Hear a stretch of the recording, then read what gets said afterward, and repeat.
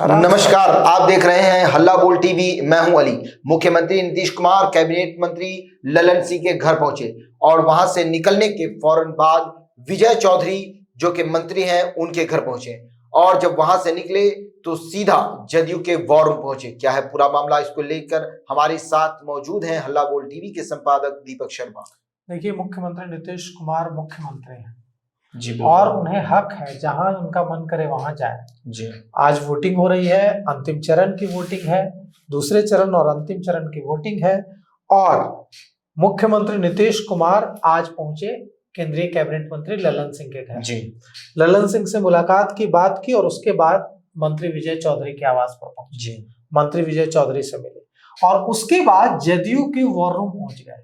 जी जदयू के war room में Janata Dal United के प्रदेश अध्यक्ष बिहार के उमेश कुशवाहा मौजूद थे। जी वहां उन्होंने फीडबैक लिया जदयू के वॉर रूम में और इस बीच एक बड़ा बयान मंत्री विजय चौधरी ने दे दिया है। जी मंत्री विजय चौधरी ने जो महागठबंधन की ओर से यह प्रचार किया जा रहा था कि जहां तीर नहीं है वहां लालटेन ही तीर है, बीजेपी और चिराग पासवान की पार्टी और दूसरे दलों को वोट न दे, जहां तीर है वहां तीर पर वोट दें, जहां तीर नहीं है वहां लालटेन पर वोट दें। जी इस आरोप को निराधार और हार का, निराशा का प्रतीक बताया है। जी उन्होंने कहा है कि कौन होता है कौन ये लोग होते हैं, कौन होती है ये पार्टियां, कांग्रेस आरजेडी, जो कि तय करेगी कि हमारे जो मतदाता हैं, हमारे जो वोटर्स हैं, हमारे जो समर्थक हैं वो कहां वोट देंगे।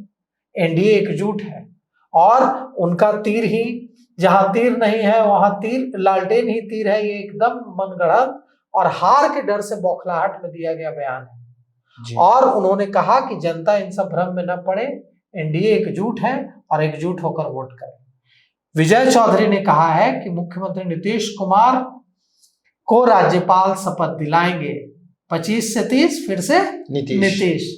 और उन्होंने कहा है कि मुख्यमंत्री नीतीश कुमार को तो राज्यपाल शपथ दिलाएंगे। अब तेजस्वी यादव जो कह रहे हैं कि मैं शपथ लेने वाला हूं, तो शपथ तो कोई ले सकता है। जी। विजय चौधरी ने तंज कसते हुए कहा कि वे ले ले आज ही शपथ, लेकिन मुख्यमंत्री बनने के लिए राज्यपाल का शपथ दिलाना जरूरी है और राज्यपाल शपथ दिलाएंगे नीतीश कुमार को।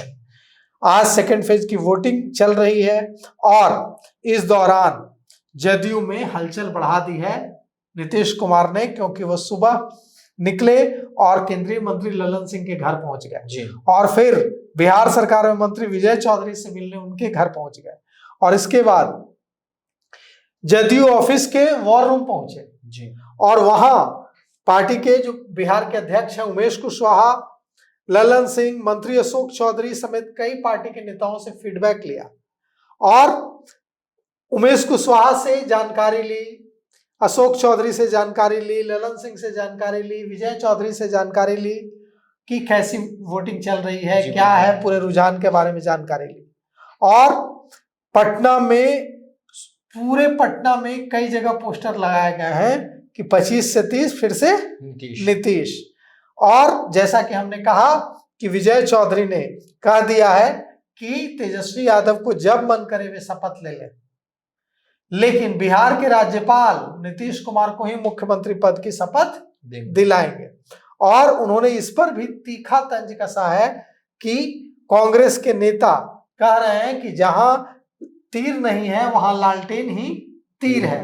उन्होंने कहा कि ये हताशा का प्रतीक है, ये इन्हें समझ में आ गया है कि चुनाव में हार रहे हैं, क्योंकि इन्हें समझ में आ रहा है कि जनता नीतीश कुमार के साथ है, तो ये नीतीश कुमार के वोटर्स को अपने साथ करने की कोशिश कर रहे हैं और हम लोग अपनी जीत मानकर चल रहे हैं। एनडीए के पक्ष में भारी मतदान हो रहा है। अब सवाल उठता है कि ये जो स्लो वोटिंग है इसका क्या मामला है। आज करगहर में रितेश पांडे ने यह आरोप लगाया कि स्लो वोटिंग की जा रही है और जब उन्होंने वहां मौजूद जो कर्मी है, मतदान कर्मी है और फोर्स है, उनसे इसकी शिकायत की तो उन्हें उनके साथ अभद्रता की गई। उनसे कहा गया कि आप अपना वोट डालें, आप चुपचाप जाइए। उन्होंने कहा कि मैं कैंडिडेट हूं, मुझे पूरा हक है कि मैं सवाल करूं और उन्होंने कहा कि वे इसकी शिकायत करेंगे। उनके समर्थकों ने वहां हंगामा किया और उन्होंने कहा कि यह जो है बिल्कुल ऊपर से दबाव डालकर उनके बूथ पर स्लो वोटिंग कराई जा रही है जी। ऐसे आरोप पूर्णिया के निर्दलीय सांसद पप्पू यादव ने भी लगाया। पप्पू यादव ने कहा कि फोर्स को पॉल्यूट किया गया है। फोर्स को पॉल्यूट किया गया है मतलब जो पुलिसकर्मी लगाए गए हैं चुनाव के कार्य में, उन्हें इंस्ट्रक्शंस दिए गए हैं मतदान को प्रभावित करने के, और यह बड़ा आरोप है। बिल्कुल, अगर फोर्स को पॉल्यूट करने से बड़ा आरोप लोकतंत्र में कुछ नहीं हो सकता है। मतलब जो रक्षक हैं, जिन्हें निष्पक्ष वोटिंग कराने की जिम्मेवारी सौंपी गई है, अगर वही गड़बड़ी करने लगेंगे तो लोकतंत्र कैसे बचेगा। बिल्कुल। तो सांसद पप्पू यादव ने जो पूर्णिया में आरोप लगाया है कि फोर्स को पॉल्यूट किया गया है, जानबूझकर जिन इलाकों में विपक्ष मजबूत है, महागठबंधन मजबूत है, वहां स्लो वोटिंग कराई जा रही है। ईवीएम, पप्पू यादव ने यह भी आरोप लगाया कि ईवीएम जो है वो जी खराब भेजा जा रहा है, उन बूथों पर जानबूझकर खराब कराया जा रहा है ताकि जो बूथ हैं उन बूथों पर वोटिंग प्रभावित हो। मतदान करने के लिए जो पहुंचे लोग हैं उनको निराशा हो। कई जगह से वोट बहिष्कार की भी खबरें मिल रही है। बगहा में 15,000 लोगों ने वोट बहिष्कार किया है, 18 बूथों पर लोग नहीं दिख रहे हैं। जमुई में ईवीएम खराब होने की शिकायत मिली है, और अगर हम आंकड़ों पर गौर करें तो सुबह 11 बजे तक 31.38% मतदान हुआ है, जो पहले फेज से लगभग 3% ज्यादा है। मतलब पहले फेज का रिकॉर्ड भी टूट गया है। पहले फेज से 3% ज्यादा मतदान हुआ है। किशनगंज में कई बूथों पर ईवीएम खराब होने की शिकायत मिली है जी। जमुई के चकाई के बूथ 145 पर ईवीएम खराब होने की शिकायत मिली है, और भी कई बूथों पर ईवीएम खराब होने की शिकायत मिली है। आज अगर चुनाव की हम बात करें तो 122 सीटों पर वोट डाले जा रहे हैं, और कहा जा रहा था कि पहले फेज में वोटिंग हो गई, इतनी रिकॉर्ड वोटिंग 65% से ज्यादा वोटिंग हुई है अली पहले फेज में। जी बिल्कुल। तो कहा जा रहा था कि पहले फेज में वोटिंग इसलिए हो गई क्योंकि जो प्रवासी बिहारी आए थे छठ में जी, वे वोटिंग करने के लिए रुक गए और इसलिए वोटिंग ज्यादा हुई जी। लेकिन कहा जा रहा था कि ये प्रवासी बिहारी दूसरे फेज तक नहीं रुकेंगे, अपना काम धंधा छोड़कर ये वापस चले जाएंगे, लेकिन ऐसा होता नहीं दिख रहा है। दूसरे फेज में पहले फेज की वोटिंग का भी रिकॉर्ड टूट रहा है। ऐसा हाँ, दूसरे फेज में पहले फेज की वोटिंग का भी रिकॉर्ड टूट रहा है और ज्यादा वोटिंग हो रही है पहले फेज से। तो यह जो प्रवासी प्रतिशत है, 3% ज्यादा वोटिंग हुई है पहले फेज में।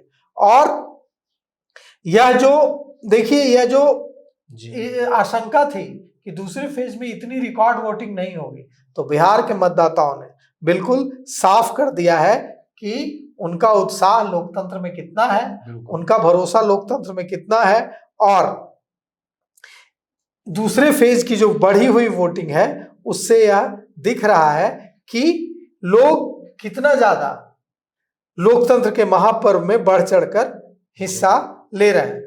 अब सवाल उठता है कि यह इन आरोपों का क्या, जो आरोप लगाया जा रहा है कि स्लो वोटिंग हो रही है, ईवीएम खराब भेजी जा रही है, फोर्स को पॉल्यूट किया जा रहा है, मतदान को प्रभावित करने की कोशिश की जा रही है, इसके लिए जो कैंडिडेट्स हैं उनके पास पूरा रेमेडी की व्यवस्था है। अगर उन्हें लगता है कि गड़बड़ी हो रही है तो वे रिटर्निंग ऑफिसर से इसकी शिकायत कर सकते हैं, चुनाव आयोग से इसकी शिकायत कर सकते हैं, और अगर कहीं ऐसी गड़बड़ी की गई है तो वहां उन बूथों पर फिर से मतदान कराया जाएगा। अगर वो शिकायत करते हैं रिटर्निंग ऑफिसर से, अगर वो शिकायत करते हैं निर्वाचन आयोग, चुनाव आयोग से, और उनकी शिकायत सही पाई जाती है तो फिर से कराया जा सकता है, फिर से वोटिंग कराई जा सकती है। तो लोकतंत्र का महापर्व है, इसमें जिस तरह से पहले फेज से भी ज्यादा वोटिंग हुई है, यह उत्साहजनक है। जी बिल्कुल। तो सुना आपने, इस पूरे मामले को लेकर आपकी क्या राय है, अपनी राय कमेंट्स बॉक्स में जरूर दें। तो फिलहाल इस पेशकश में इतना ही। आए की खबरों के लिए देखते रहिए हल्ला बोल टीवी। धन्यवाद।